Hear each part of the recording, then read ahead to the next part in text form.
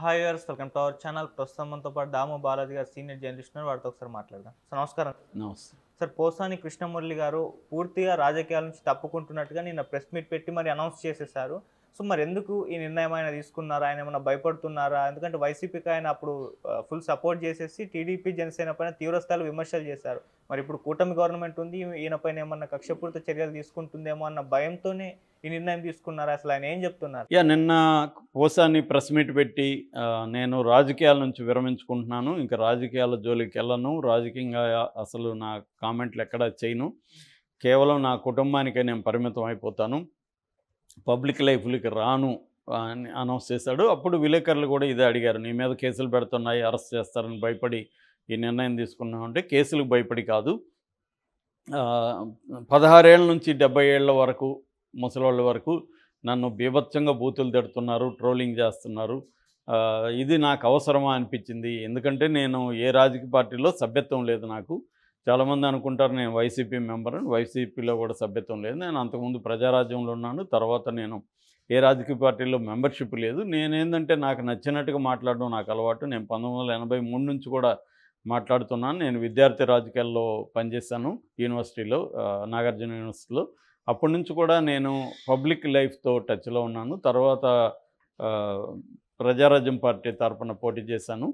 కాబట్టి నాకు పబ్లిక్గా నాకు నచ్చిన వాళ్ళని సపోర్ట్ చేయడం, తప్పులు చేసినప్పుడు వాళ్ళని విమర్శించడం నాకు అలవాటు. చాలామంది అనుకుంటారు నేను చంద్రబాబుకు వ్యతిరేకని. చంద్రబాబుకు వ్యతిరేక కాదు నేను. చంద్రబాబు ఓడిపోయినప్పుడు చంద్రబాబుకి 100 అడుగుల కటౌట్ పెట్టి ఆయన పిలిచి నేను ఓపెనింగ్ చేయించాను. అప్పటి సీఎంను పిలవలేదు నేను. సో నాకు చంద్రబాబు అంటే ఇష్టం, కానీ ఆయన తప్పులు చేయనప్పుడు ఎత్తి చూపాను. చంద్రబాబుని పొగిడినప్పుడేమో ఎవరు పట్టించుకోలేదు. తప్పులు చూపించేసరికి కుంపలు మునిగాయి. అంతకంటే ఏం లేదు. నేను ఎవరితో ఎట్లా మాట్లాడినా నేను ఓపెన్గా మాట్లాడతాను. నాకు మోడీ అంటే చాలా ఇష్టం. మోడీని కూడా నేను ఎక్కువ సార్లు పొగుడుతుంటాను. సో నాకు నచ్చిన ఎన్టీఆర్ కావచ్చు, రాజశేఖర రెడ్డి కావచ్చు, చంద్రబాబు కావచ్చు, మోడీ కావచ్చు, వీళ్ళందరినీ నేను పొగిడాను, వాళ్ళందరినీ ఇది చేశాను. తర్వాత నాకు జగన్ నచ్చాడు. నేను చంద్రబాబుని విమర్శించేసరికి అందరూ నా మీదకి పడుతున్నారు అని చెప్పాడు. ఆయన చెప్పిన దాంట్లో వాస్తవం అయితే ఉంది. కాకపోతే ఆయన భాషతో, ఆయన పద్ధతితో అందరికి ఇబ్బందులు ఉన్నాయి. విమర్శించవచ్చు ఎవరినైనా. అనేక మంది చంద్రబాబుని విమర్శించారు. ఇప్పుడు మనం కూడా వీడియోలు చేసేటప్పుడు ఆ టాపిక్ని బట్టి అందులో ఎవరిది తప్పు ఉందో చెప్తుంటాం. అది నేరం కాదు.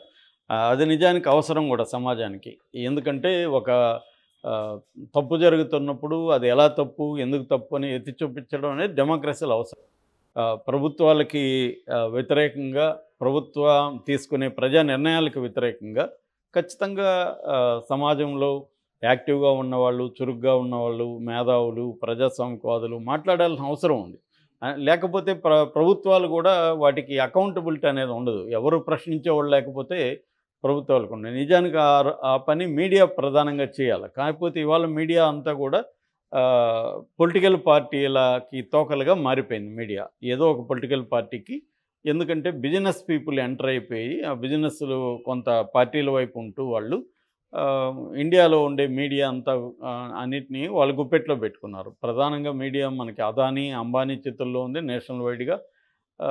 ఇక్కడికి వచ్చేసరికి రీజనల్గా చూసుకుంటే ప్రతి పొలిటికల్ పార్టీకి మీడియాలో ఇక్కడ సాక్షి అంటేనే అందరికీ తెలుసు వైసీపీ అని, జ్యోతి ఈనాడు అని, కానీ తెలుగుదేశం అని చిన్నపిల్లలను అడిగినా చెప్తారు. అలాగా మీడియా విడిపోయిన తర్వాత సత్యం అనేది ఇప్పుడు లేదు. ఒక పేపర్ని నమ్మే పరిస్థితి కూడా ఎవరు లేడు. సాక్షిలో వార్త వచ్చిందంటే జ్యోతిలో ఏమి వచ్చింది, ఈనాడులో చూడరా అని అడుగుతారు. ఈనాడులో వచ్చిందంటే సాక్షిలో వచ్చిందని అడుగుతారు. ఇలాగా 2-3 చూసి కానీ ఇవాళ జనం ఎవరు ఒక అభిప్రాయానికి రావట్లేదు. మధ్యలో మనలాంటి వాళ్ళ ఇంపార్టెన్స్ కూడా ఎందుకు పెరిగిందంటే మనం ఎవరి వైపు లేకుండా నిష్పక్షపాతంగా అనలైజ్ చేస్తాం కాబట్టి మనలాంటి వాళ్ళు కూడా చూస్తున్నారు. సో ఏం జరిగి ఉంటుంది, వీళ్ళైతే కరెక్ట్గా చెప్తారు అనే ఇది ఎందుకు వచ్చిందంటే మెయిన్ స్ట్రీమ్ మీడియాని ఎవరు నమ్మట్లేదు. సో ఇది బేసిక్గా ఉంది. ఇలాంటి కాంటెక్స్ట్లో ప్రతిపక్ష పాత్ర అనేది ఎవరు చేయాలి? ప్రతిపక్షాలు కూడా చేయట్లేదు. ప్రతిపక్షాలు ఏం చేస్తాయి? వాళ్ళు అబద్ధాలు చెప్తారు. ఇప్పుడు ఇక్కడ బీఆర్ఎస్, అక్కడ వైసీపీ, వాళ్ళు ప్రజాస్వామ్యం అవన్నీ ఇప్పుడు మాట్లాడుతున్నారు. వాళ్ళు అధికారంలో ఉన్నప్పుడు కూడా అలాగే చేశారు కదా. ఈ విషయం వాళ్ళు మాట్లాడరు కదా. దాన్ని ఎవరు ఎత్తి చూపాలి? మళ్ళీ మనలాంటి వాళ్ళు ఎత్తి చూపాలి. ఇండిపెండెంట్ జర్నలిస్టులు లేకపోతే ఇట్లాంటి వాళ్ళు చేయాలి. అట్లాగా పోసాని కృష్ణమురళి అనే ఒక పబ్లిక్ ఫిగర్, ఆయన సినిమా యాక్టర్ కావచ్చు, పబ్లిక్ ఫిగర్. ఆయన మాట్లాడడం తప్పు కాదు. ఆయన ఎవరినైనా విమర్శించవచ్చు, ఎవరినైనా నచ్చితే పొగడొచ్చు, అది తప్పు కాదు. నేను కూడా చాలాసార్లు ఫారిన్ పాలసీకి సంబంధించి మోడీని సపోర్ట్ చేశాను.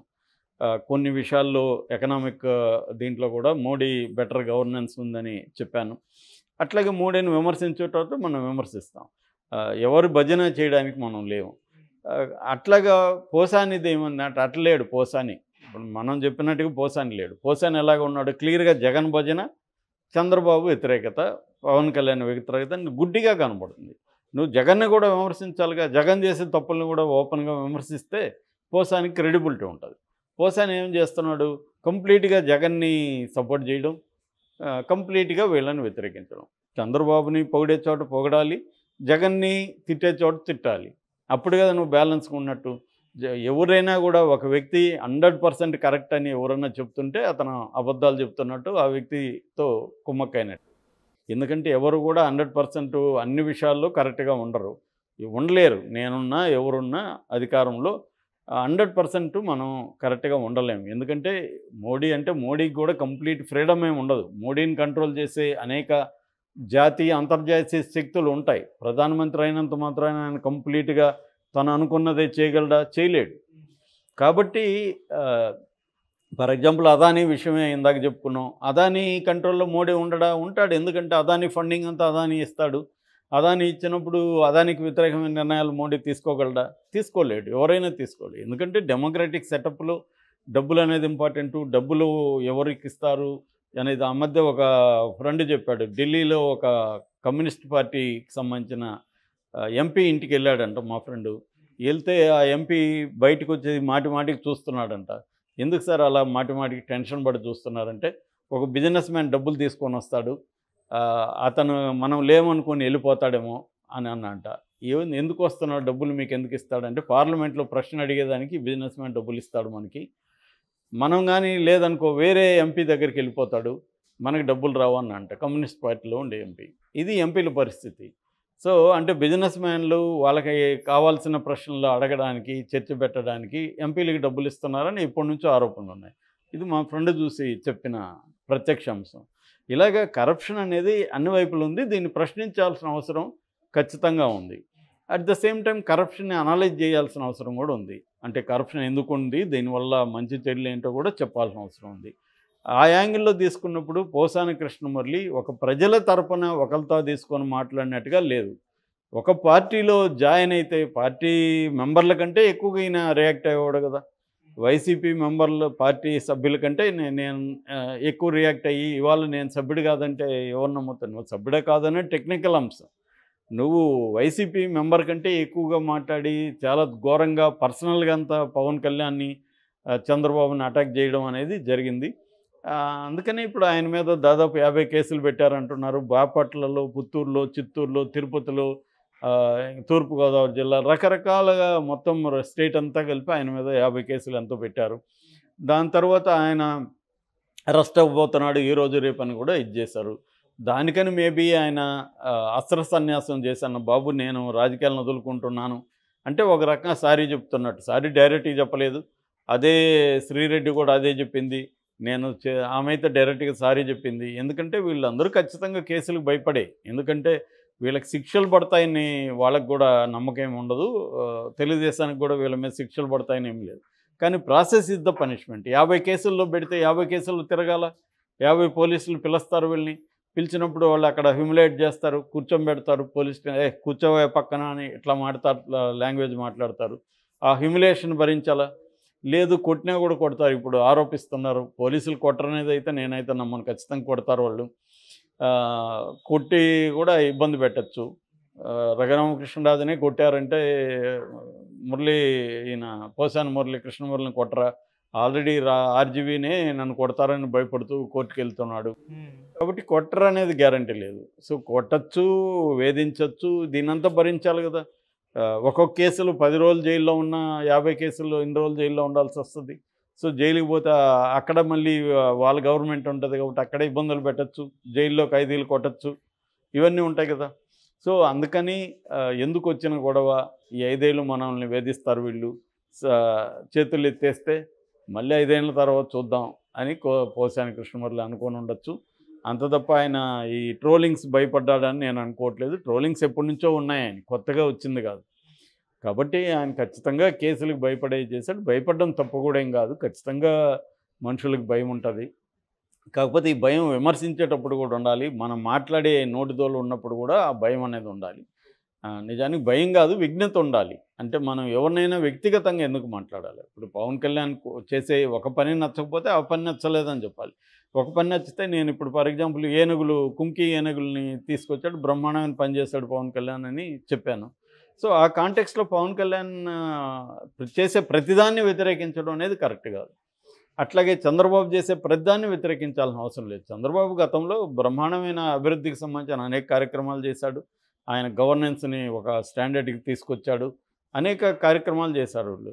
సో అట్లాగే సెక్యులరిజానికి గట్టిగా నిలబడ్డాడు. ఆయనకి కుదరినప్పుడు అందరూ రాజకీయ పార్టీలకి తేడా లేనట్టే చంద్రబాబుకి మిగతా వాళ్ళకి తేడా లేని ఒక పరిస్థితి ఇవాళ ఏర్పడింది అనేది కూడా నేను చెప్పాను. ఇక్కడ రాహుల్ గాంధీ మోడీతో కంపేర్ చేసినప్పుడు కూడా చాలాసార్లు మోడీ బెటర్గా ఉన్నాడు రాహుల్ గాంధీ కంటే. రాహుల్ గాంధీలో ఇంకా మెచ్యూరిటీ లేదు, ఆ నాయకత్వ లక్షణాలు ఇంకా క్లియర్గా రాలేదు. కాబట్టి ఇక్కడ పోసాని కృష్ణమురళి లాంటి వాళ్ళ తప్పేందంటే, ఒక పార్టీకి నువ్వు కంప్లీట్గా భజన చేస్తూ ఇంకొక పార్టీని అన్ని విషయాల్లో వ్యతిరేకిస్తూ, నువ్వు భజన చేసే పార్టీని అన్ని విషయాల్లో సపోర్ట్ చేస్తూ, ఇది రాంగ్ కాన్సెప్ట్. దీనివల్ల ఆయన ఇబ్బందులు ఎదుర్కొన్నాడు. దీన్ని చూసి ఇప్పుడైనా తెలుగుదేశం వాళ్ళు వాళ్ళ అధికారంలో ఉన్నారు కాబట్టి వైసీపీ వాళ్ళను మిగతా వాళ్ళ మీద ఇటువంటివి చేయకుండా ఉండడం కూడా అవసరం. మళ్ళీ వాళ్ళు అధికారంలోకి వస్తే ఇదే రిపీట్ అవుతుంది. అందుకని ప్రజలకి మనం ఏం హామీలు ఇచ్చాం, దాన్ని మాత్రం నెరవేరుస్తున్నాం, గవర్నెన్స్ ఎలా ఉంది, శాంతి భద్రతలు ఎలా ఉన్నాయి, అభివృద్ధి కార్యక్రమాలకి మనం ఎట్లా డెవలప్ చేసేదానికి ట్రై చేయాలి, వీటి మీద ఫోకస్ చేస్తే ప్రజల్లో పేరు వస్తుంది తప్ప